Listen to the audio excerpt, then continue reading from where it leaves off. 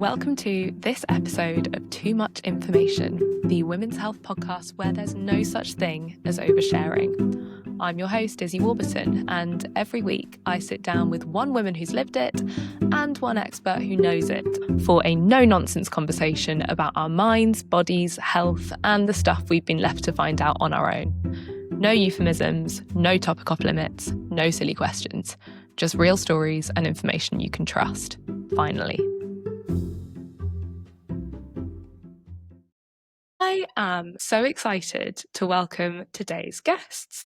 This powerhouse duo has recently joined forces to found Miaya, an expert online coaching platform for women at every stage of pregnancy and early motherhood. Our real story today comes from Victoria Thorne. Tori is a pre- and postnatal health and fitness coach, and anyone who knows you as a friend or as a coach will, I think, know you just as a Duracell bunny, juggling helping your clients achieve PBs whilst you also go and smash your own physical goals, all while being an incredible mum to baby Miaya. Not to be confused with the business that's named after her. So welcome, Tori. What an intro, thanks, Iz. You're so welcome. And then we've got our expert today, Sarah Cartwright, a midwife with over a decade of hands-on experience. Sarah helps women feel informed, prepared, and empowered through every step of pregnancy, childbirth, and beyond. Thank you for that lovely intro. Today, we're obviously going to be talking all about Tori's experience of childbirth and your experience of guiding a lot of women through it, Sarah. But I would love to also go back to the business that you guys have founded together. So would you be able to tell me why you decided to launch Miaya? It's something that we've been thinking about doing for so long. Both of us share the same passion, and that is empowering women and just helping women to feel their best. So I'm empowering them from a midwifery perspective, helping people with their birth options, birth choices, and Tori does it more from kind of a physical aspect, helping people feel their absolute best. And kind of that's where the idea came from in combining both of our passions. I certainly know that a lot of people who I look after regularly report not exercising in pregnancy, stopping exercising in pregnancy, and thinking that it's unsafe or that they're going to do something wrong to their body or to the baby. And so it's trying to empower women to exercise safely and also be really informed. So that's why we're combining the pre- and postnatal exercise with antenatal education and postnatal support. I think it's amazing. And Tori, you've recently become a mum yourself for the first time. Which part of Miaya do you think could be the biggest game changer for new mums?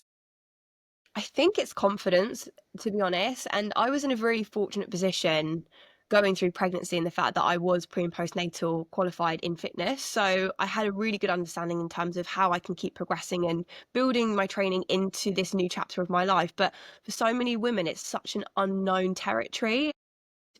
The absolute key thing is that women just want to feel safe for both themselves and for their baby. Obviously, training through pregnancy, it's not just a one size fits all. It's really fluid, and it's about how can we adapt and support you to work with your body versus against it through this really amazing journey. It's just great to have you here. But yeah, to get into the podcast, I thought we'd start with an icebreaker.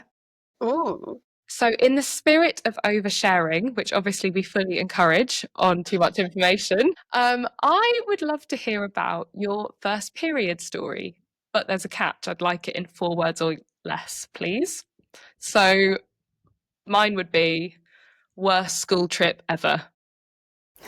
Oh, love it. It was real bad. I'll give you a second, but let me know when you're ready. I know it. Rainbow Fun House, ball pit. Wait. Say it again. Rainbow Fun House, which is basically like a soft play but for like older kids area with like death slides and everything. Ball pit. Yes. That sounds messy. Horrendous. That sounds really horrendous. Hey, How unfortunate. I'm really sorry to disappoint, but just like bathroom, there was nothing dramatic about my first period. I speak from a position of privilege. I didn't think I'd be an anomaly in this, but yeah, so sorry to disappoint. It's okay. I think Tori's given us enough on that one, Sarah. You're allowed to be boring. Okay, we all feel comfortable with each other then? We start every episode with a quick fire. So this is your time to shine, Sarah, as our resident expert. The only caveat that I would give on this one is I don't think that there's anything that could possibly be quickfire about any questions about childbirth. Quickfire, here we go. Perfect. Let's do it. So, what are the signs that someone is in labour? Well, this is a good one. Okay, so lots of different signs. Obviously, prefacing this by saying that no two labours, no two people are the same, but probably contractions. So they might start out like period pains. You could get those in your lower tummy, your back. I've known people that had them in the top of their legs, their thighs. They can get quite painful. Other things that could happen, your waters might break. Could be a sign that things are going to be happening. You could lose something called the mucus plug, which is kind of like a snotty, like it's pretty gross substance that sits in the cervix, and as the cervix starts to open, it then comes out. Other things, you go for lots of poos. That is a big sign that labour is to come. Yeah, your body, it just gets rid of everything. As your uterus and your uterus and your bowel are really close together. And so when your uterus is starting to contract, your bowel obviously is very close to it, and it doesn't like that. So it tends to just get rid of everything in combination with hormones and just your body naturally getting rid of everything. Some people can feel a bit sicky. Those are probably the main signs that your labour might be starting or that you are going into labour. I never knew that. Tori, are you listening to that and thinking tick, tick, tick? Yeah. The pooing, oh my goodness, yeah, that's a thing, isn't it? Okay, thank you so much. That was brilliant. Next quickfire. How long does labour last?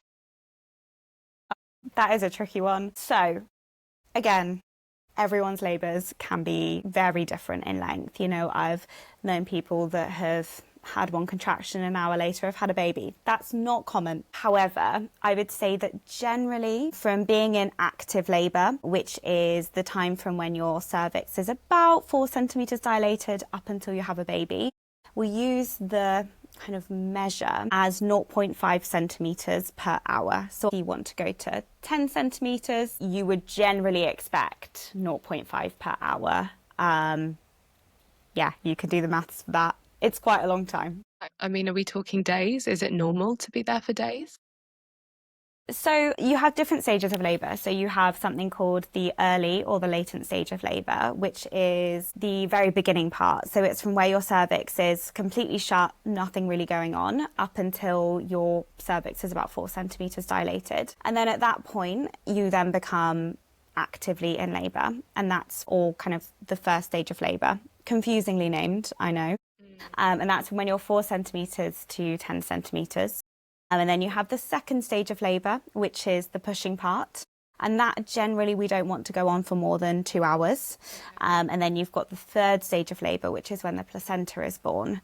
And that normally, we don't like it to go on for more than an hour. Normally happens within kind of anywhere between 5 and probably 35 minutes. I'd say that bit lasts. So when people are coming to you and saying, you know, I was in labour for a week, I was in labour for 4 days, the majority of that time is most likely from being in the early stage of labour. So interesting. And can you go through what a normal childbirth can look like? Yeah, absolutely. So you've got a vaginal delivery. That could be a spontaneous vaginal delivery. And that's when a baby is born via the traditional route, you may say. And what makes it spontaneous is that the birthing person does this by themselves. So there's not any intervention in the latter half of the labour. And then you have assisted vaginal delivery. And assisted is forceps. They do look like giant spoons, and they just sit on the baby's head, and in combination with an obstetrician and the birthing person, you then deliver the baby safely via kind of the birthing person pushing and the obstetrician guiding with the forceps. And then you have another form of assisted vaginal delivery, which would be using the ventouse or the suction cup. It's a little cup that sort of sits on the top of the baby's head, and you're not pulling the baby out, but it's just stopping the baby from going back and forward during birth. During the second stage, the baby, as the baby's being born, will kind of rock backwards and forwards. And this is something that protects the birthing person from having bad tears, stops a baby from being birthed too quickly. And actually it just allows all of the tissue to stretch and relax a little bit, meaning for a slightly safer delivery for the birthing person. What that I call it a ventouse cup, is it just holds the baby there. So instead of being 3 steps forward, 1 steps back, it's 3 steps forward, 3 steps forward, and it can be quite controlled. And so those are the 2 types of assisted. And then you have C-section, and that can look like an elective C-section, or it could look like a C-section that is an emergency. And there are a lot of different categories of emergency C-section. So there's category 3, and that's when it's not an elective. It needs to be done within a certain time frame. Then you've got a category 2, which is a slightly shorter time frame.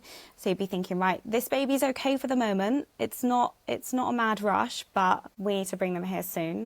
And then you have a category 1, which is kind of the quickest form of C-section. So we would think, okay, this baby needs to be born very quickly. We're going to safely deliver this baby as soon as we possibly can. And those are kind of the main forms of delivery. I was a ventouse baby, as I actually didn't know until my wedding day, when my dad decided to make me coming out as a conehead the opener of his Father of the Bride speech, which I was slightly shocked Excellent. by. Yeah. Brilliant. Everyone loved it though. It was hilarious. It was That's so very out of funny. character as a man who is a bit more in the, too much camp. And how common is it, Sarah, for births to go off plan? Oh, births go off plan all the time. Your baby doesn't know the plan, your body doesn't know the plan. Expect your birth to not go to plan A. And I don't want to say that to be a negative Nelly. Birth is so unpredictable. Human beings are really unpredictable. And sometimes the safest thing for you and the safest thing for your baby is not how you envisioned it. And that's another reason why I feel so passionate about Miaya, is because I think that a lot of people's birth trauma comes from not understanding the potential outcomes in every single situation. And I just think that sometimes we have these unrealistic expectations, and that's nobody's fault. That is absolutely not the birthing person's fault that they have those expectations. But I just think that the last thing you want to be feeling after you've just birthed an entire human being is disappointed. I never want any person to feel like they let themselves down, or they did the wrong thing, or it was their fault that their birth kind of ended in the way that it did. Because actually we have so much technology and we have so much knowledge surrounding how to keep babies and birthing people safe, that it would be silly if we didn't use it. And your preferences and how to keep your baby and you safe sometimes don't align. I think that's so important to say. Final question. For you as a midwife, what is your role? What isn't our role, I think, would be a more appropriate question. As a midwife, you have to wear many hats. So you are primarily there to keep this birthing person and their baby safe, and to facilitate a safe delivery of this baby. And that encompasses a lot of different roles. So you are pain relief provider, you are their advocate, you are someone that reassures them, you're someone that does clinical skills, so we'll be listening into the baby, we'll be analysing fetal heart rates, we'll be conducting regular observations, we'll be escalating deviations from the norm. All of those things, all while making people cups of tea and giving birth partners reassurance and picking medical students off the floor when they faint and mopping up a flooded birth pool.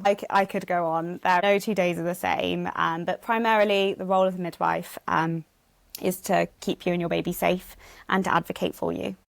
I mean, what a privilege, but also an enormous responsibility. Absolutely. It is. It's such a privilege. I never take for granted how much of a privilege it is to be there with somebody in their most intimate moments and at a time where they are the most vulnerable.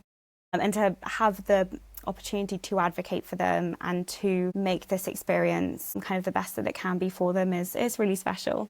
I always knew that midwives were amazing, but I think until I went through birth, they just reached a whole new level of, they are literally like angels walking on earth. I felt so unbelievably lucky that we have that as an option when giving birth, like that we have that care. It's just out of this world amazing.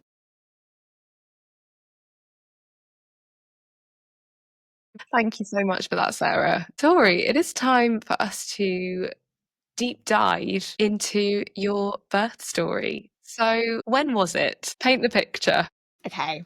So it was Saturday, the 25th of January, and I was 41 plus 3 days pregnant at that point. So I was a little bit overdue and getting a little bit angsty that Her Royal Majesty had not arrived yet.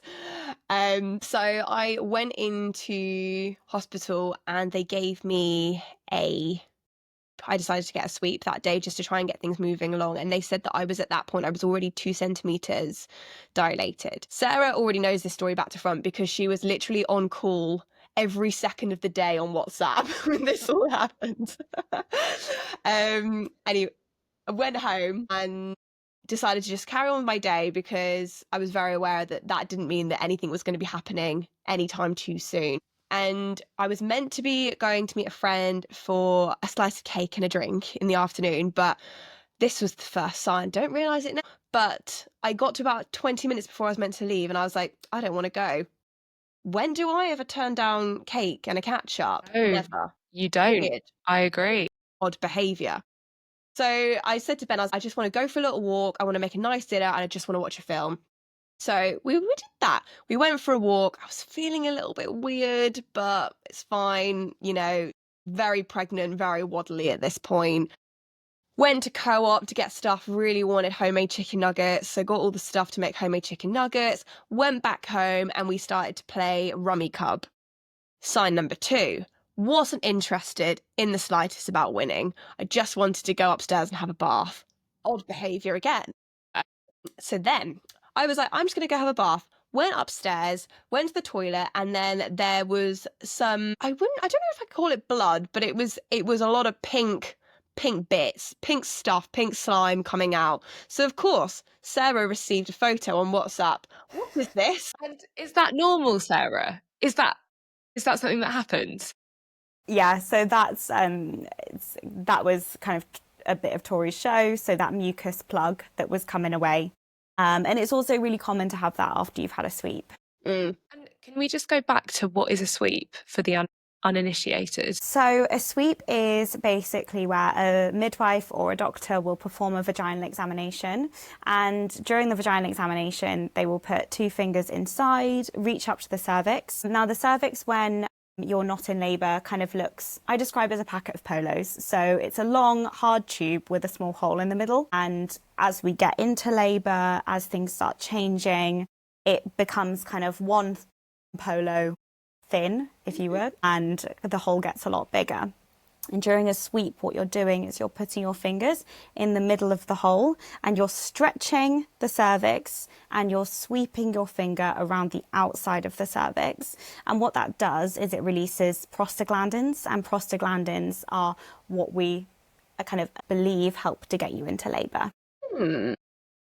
Interesting. Side note, isn't that why they say to have sex to help you get into labour? Yeah, so yeah.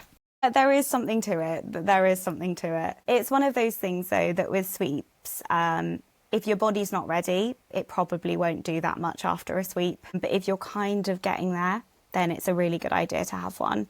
So I think you had one in the perfect situation, Tor. I have to ask it, Tori. Had you tried the sex?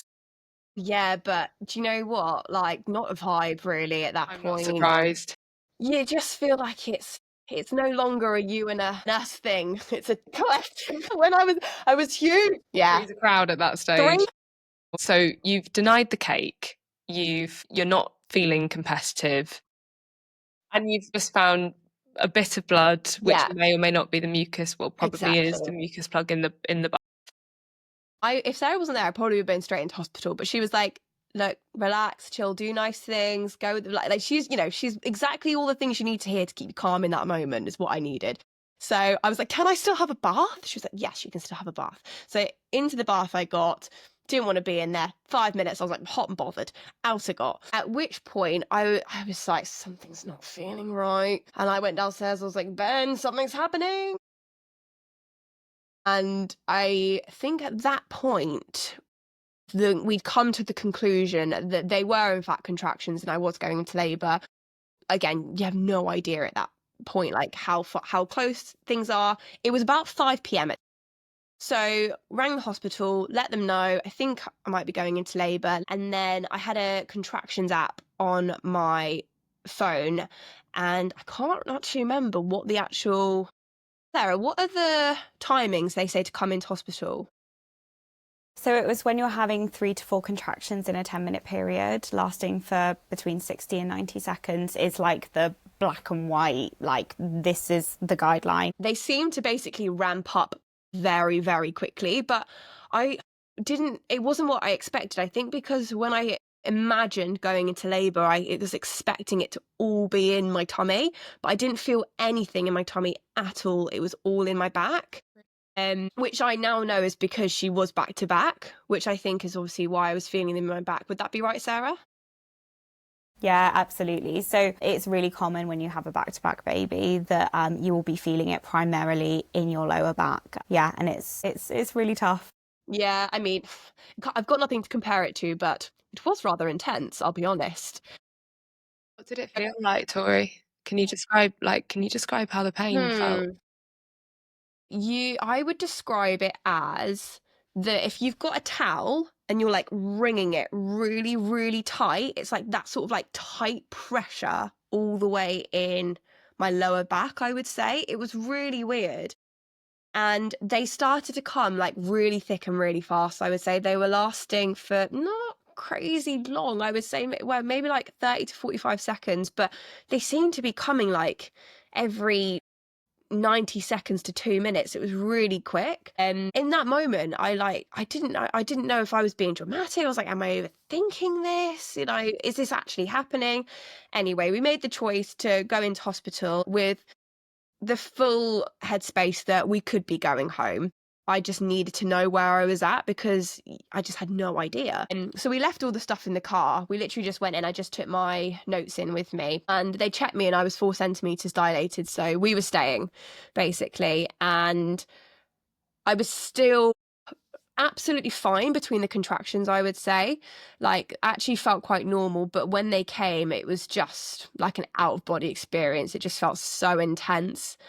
And they tried to put me on gas and air, and I absolutely hated it. That's just personal. Like, I know that for some people, they've had really, really, like, they love it and great experiences from it, but I just didn't feel like myself, for me personally.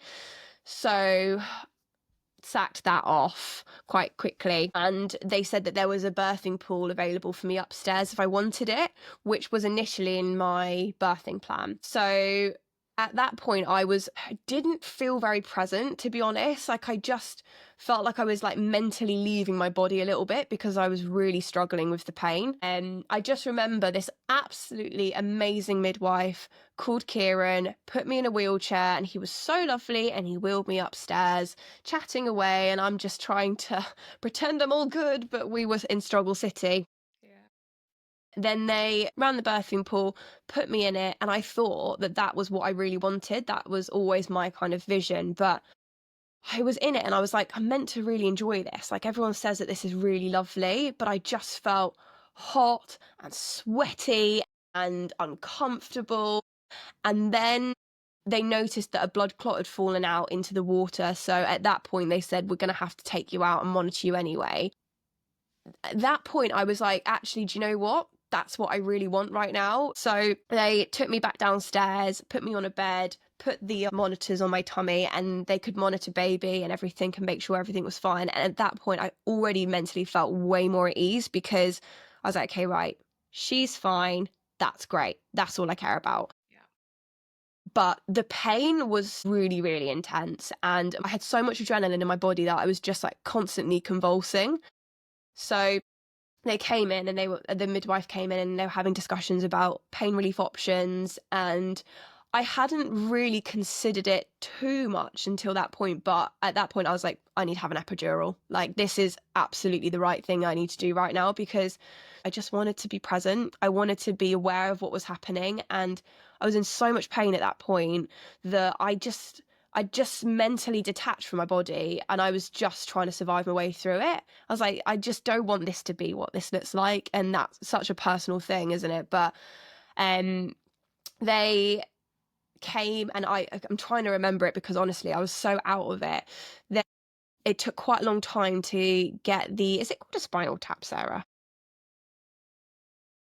How an epidural works is you would put some local anaesthetic in the area. You would then feel down the back and you have a needle with a hole in it, and you would use that needle to get to the right place, and then you would put the epidural catheter through and take the needle out. So it's just like a thin plastic tube that's in your back, but they use a needle to get it in there. So I imagine it was probably the process of finding the right place, because it is just done all by feel. Yes, that's what happened. And again, apologies, can't actually remember what the name was, but they gave me something because they said that will take maybe half an hour to an hour to kick in. So they gave me something straight away to help. Do you know what that might have been? It depends where you have your babies. One of my previous trusts, they used to do this. So you'd have a one-shot spinal, and that would be like the injection straight away.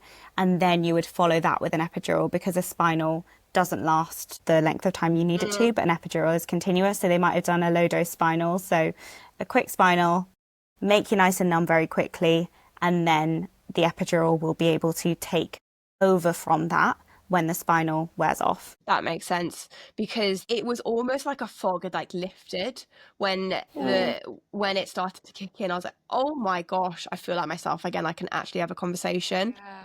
And I think this is the conclusion I've come to in my head. I think because maybe I was in so much pain, I don't know whether that had slowed down labour slightly, because it had been moving quite rapidly, and then it wasn't. And then it started to progress again once I had the epidural. Could that be true, Sarah?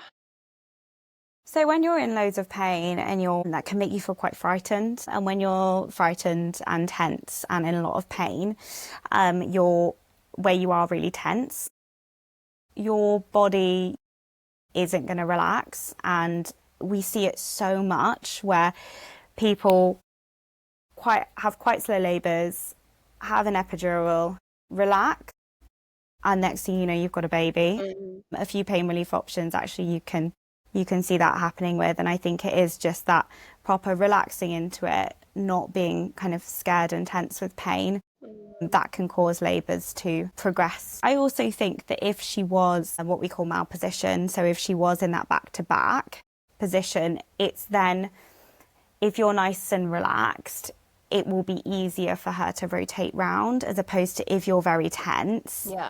That being said, baby's position, sometimes there is absolutely nothing we can do about it. But I think by the sounds of it, I was going to give it my best guess. I'd say it was, being relaxed, having good painkillers, feeling a bit more like yourself, feeling a bit less scared, and just her rotating position that really got your labour up and going again. Yeah. Could you just explain in layman's terms what back-to-back actually means, Sarah?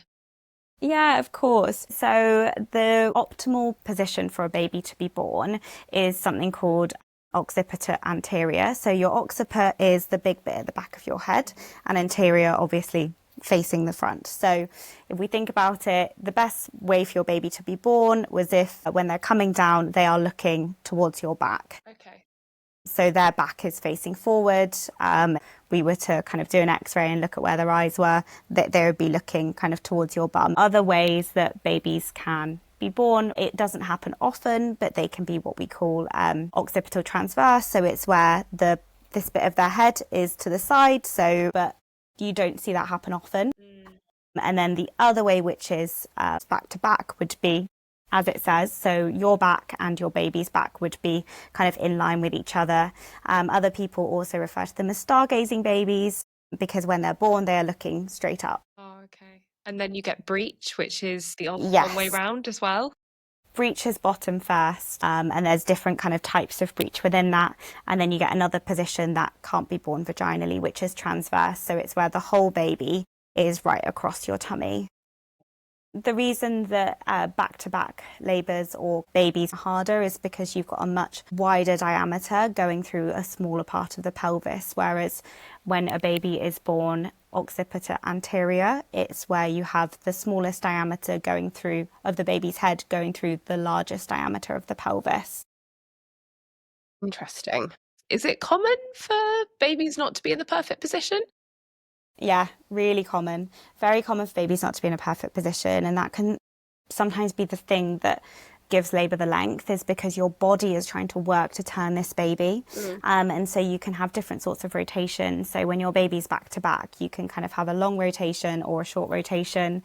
And it's basically the way that with the contractions and the pelvic floor, your baby is being turned and trying to kind of change what position they're in. It is very clever, and that's why I feel so strongly about listening to your instincts in labour and it being okay to deviate from the birth plan, because a lot of people envision the positions that they might want to give birth in, but actually your body's clever, and we've been doing this for a very long time, and sometimes people won't be able to know why, but they just have this instinct of the position they need to be in, and that quite often means that they are helping their body to turn their baby into the position that it needs to be in. So trust your instincts.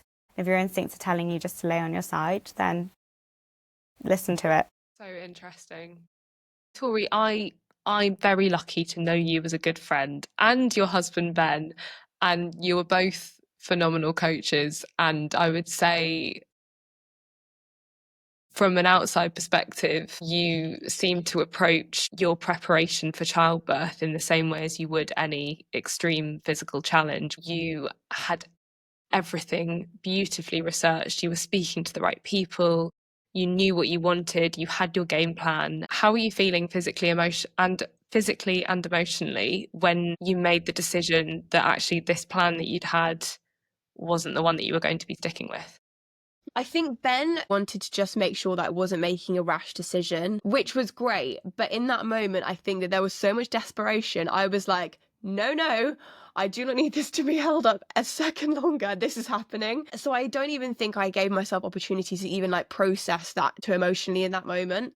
And then after, there was that instant relief. So I was like, okay, right, I've made the right choice. I felt really relieved that I had known what options I had going into it, rather than being completely tunnel visioned and be like, no, this is my only option. I'm not going to even explore what the other options were. So it actually felt quite good. It felt like quite an empowering feeling, like knowing that you'd changed the plan, but you were happy with the plan. You knew what your choices were. And then it was that reward of, okay, right, I actually feel like myself again now. It is like a mother's instinct, isn't it? And great that in that position you knew exactly what you needed.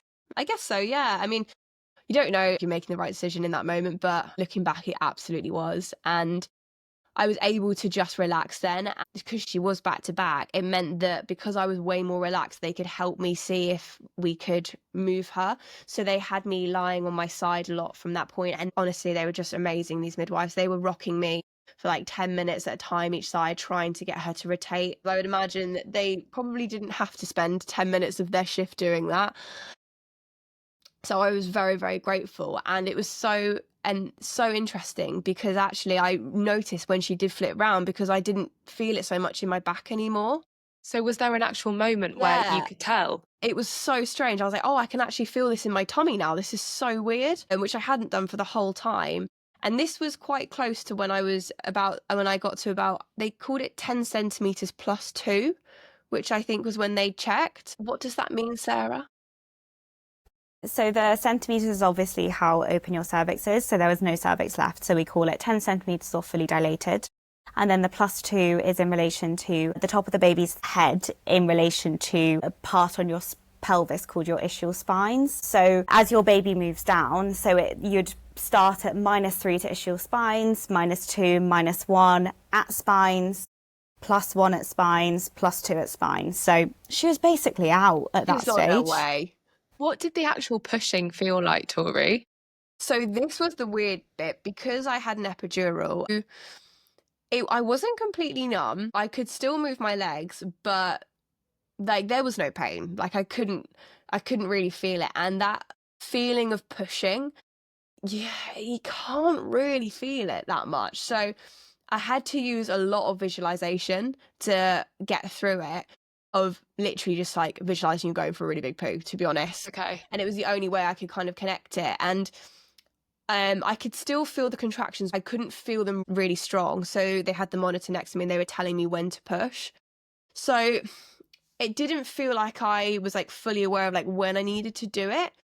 but it was working. Like, they were all reassuring me, like, no, it's happening, she's coming. And I think that I found that a bit weird, because I was like, I don't actually know, like, I can't feel like how far along this is, and I can't feel when I couldn't feel her head coming out. But I would say that it was a bit of an odd feeling that I hadn't necessarily considered, and I was pushing for about 90 minutes, and I know that they had to do a bit of guided pushing, and they had to do, I'm going to say this wrong, episiotomy. Perfect. Did I say that right? Yeah, Perfect. nailed it. Is that a little snip? A little snip down the side, because she had a big head and needed a little bit of help. So once they did that, then her head came out, and it was just the most surreal feeling. There's no feeling like it. Like, there's so much to process in such a short space of time that I wish that I could just relive it over and over again. Yeah, unbelievable. It must be magical, like so magical. Do you remember the first moment that she was put in your arms?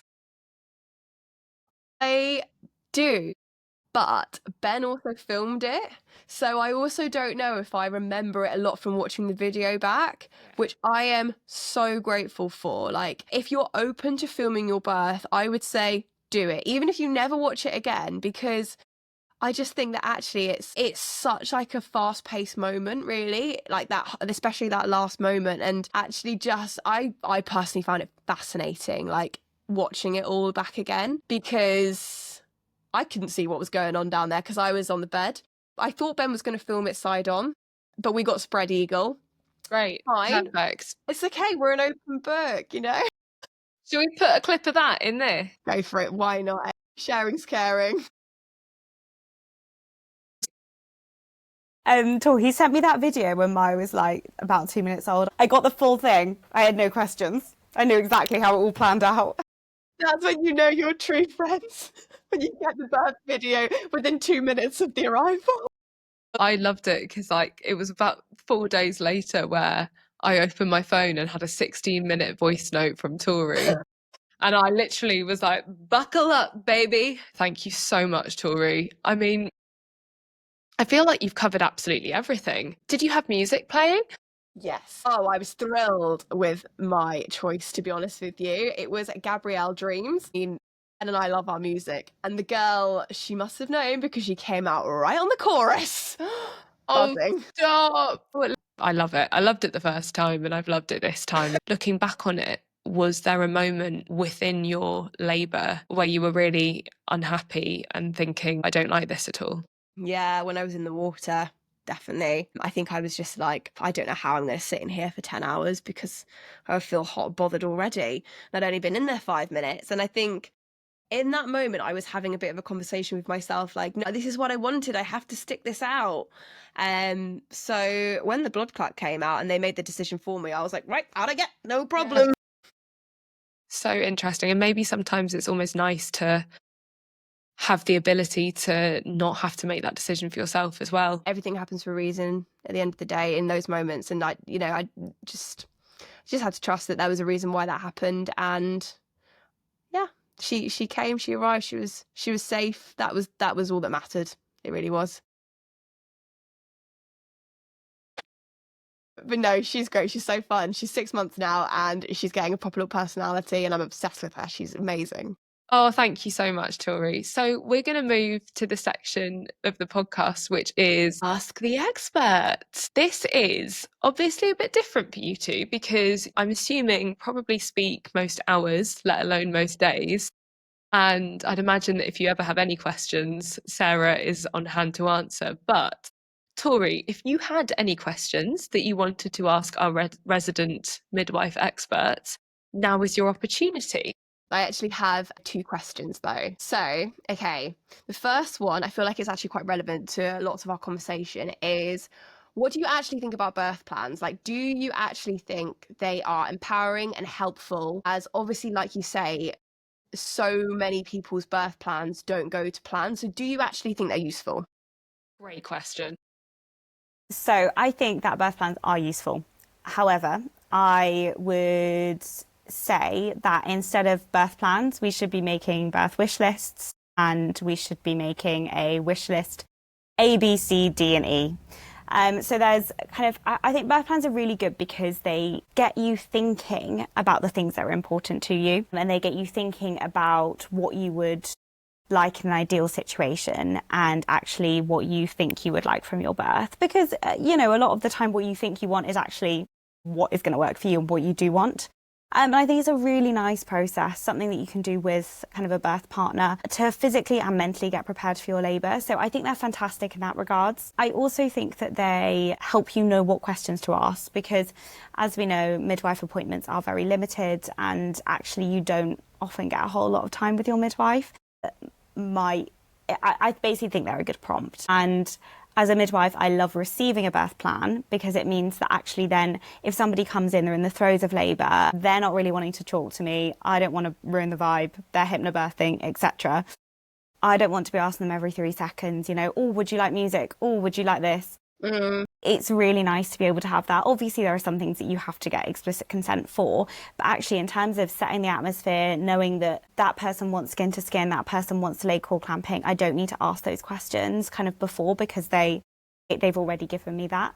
And also it means that you and the birth partner are singing quite literally from the same sheet and you can both advocate together. And I also think it's really important, like I said, I think a lot of birth trauma maybe stems from people not understanding all of their birth options and not understanding what's involved at a forceps or what could be involved with an emergency C-section, which I can understand. I don't think anyone goes into their birth like, yep, I'm planning for a forceps delivery. So I think actually understanding your preferences and talking to a midwife about what their options would be in a forceps delivery, in an emergency C-section, in a Von-Tooth delivery is really important. And a lot of the things that are in birth plan A can be brought over to birth plan B, C, D, and E. An emergency C-section, generally you can still have delayed clamping. Generally you can have skin to skin as soon as your baby's born. Generally we can still have a nice playlist on.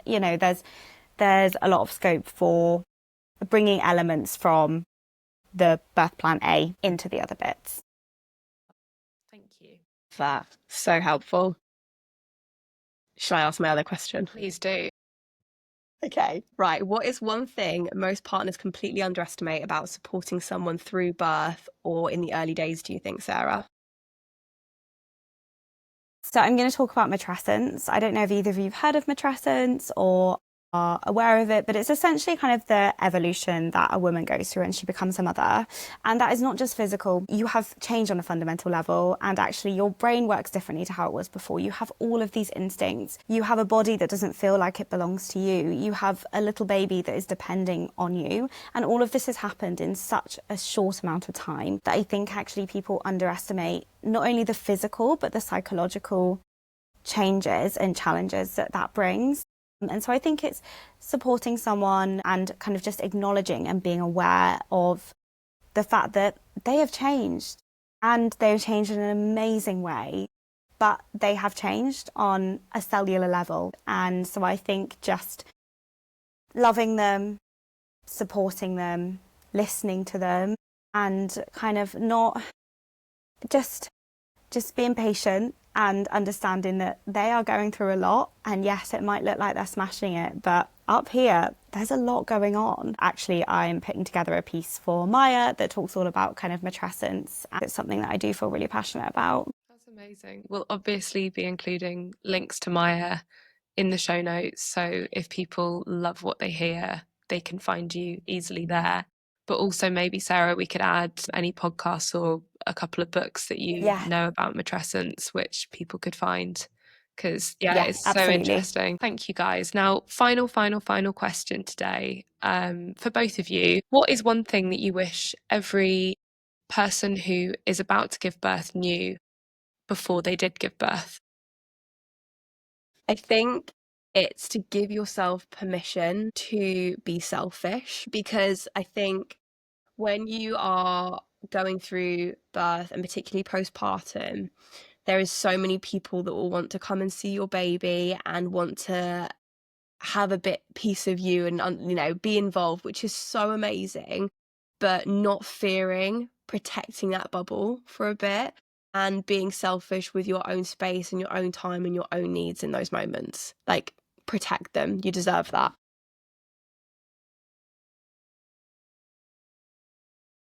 I would say, probably circling back to what I touched on earlier, but trust your instincts, because it's your body. You've grown your baby. You will, even if it's not blindingly obvious, you will know what to do. And kind of don't have any expectations of what your labour and birth will look like, or even what those early few days will look like, because they are so personal and so individual. And I think, having no expectations and trusting your instincts would probably be my 2 top tips. I mean, Tori, you're so lucky to have had Sarah by your side, right? but also how amazing that the two of you can combine forces to give that crib sheet and that reassurance to women who are going through it. So where can people find you? How can people find you on Miaya? We're on Instagram, Miaya_motherhood. It's MYA _motherhood. We also have a website as well. But all of the details to our website are in the bio to our Instagram. So I'd say that's probably the easiest way to find us. Thank you both so much. Like, Thank it's been such a treat. It really has. I've learned so much, and I'm so grateful to have you both here. That's it for today's episode of Too Much Information. A huge thank you for listening, and an even bigger one to today's guests for sharing their time and their expertise. You can find all our episodes on Spotify, Apple Podcasts, and YouTube. Wherever you're listening, just make sure you hit subscribe so you never miss a conversation. If you've got an idea for a topic, or you'd like to be on the show, either telling your story or as an expert, I would love to hear from you. The links and useful resources from today's guests are in the show notes below, along with our social media handles and contact details. We are on Instagram at @TooMuchInfoPodcast, where you can submit your questions and get sneak peeks of upcoming episodes. Finally, if you know someone who might find this episode helpful, please share it with them, because that's how we get too much information to the people who need it most. Thanks again for listening. I will see you next time.